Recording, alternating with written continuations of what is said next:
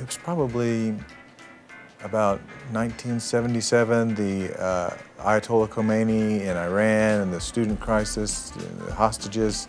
I did a cartoon on that just for me, and I was like 12 years old or however old I was at that time. And I had always liked to draw as a child, and I'd always been interested in politics. And I didn't know what they were until I did this project, and it kind of blew my mind. I was like, wow, the ability of the cartoonist to say so much in such a small space, and I thought that's what I want to do. Now, as far as freedom of press and freedom of expression, I feel like editorial cartooning is really on the forefront of that. I mean, you can look at some of these instances that have happened around the world, and they all seem to involve cartoons. And I think it's because the cartoon is such a powerful medium, and people can understand it. Even people who may not necessarily be able to read, but when you put it in a picture and you really show them, it has this punch and it has this power, and so it evokes a lot of emotion.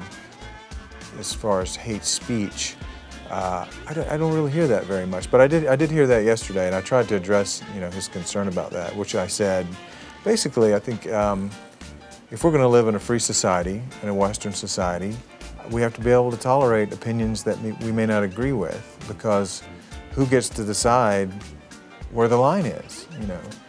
Sometimes we express very, very strong opinions, and usually it's a negative art. It really is a negative art. Like as you said earlier, it's mostly critical. The Charlie Hebdo didn't really affect what I do, because I was already sort of not doing anything that I felt like was going to endanger me. When I draw cartoons about sensitive topics like religion, I try to make sure that I'm not attacking the religion. If I'm drawing about Islamic terror, I'm going to be talking about the radical Islamic terrorists, not the religion. I've never drawn Muhammad. I've never felt the need to draw Muhammad. I've never drawn Jesus. Print newspapers are struggling right now, all over the world.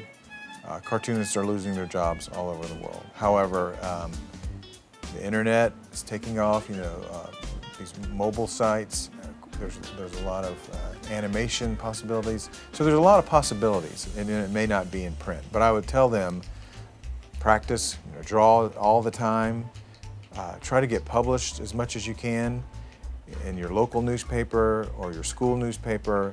I told a young man earlier this week, the main thing you can do, if this is what you want to do, editorial and political cartooning, find out what it is you believe in. Think about the issues and where do you stand on those. But be open to having your mind changed. I think that's how we grow as people, is we have to keep an open mind and not be closed-minded. Know what you believe in, but not be closed-minded.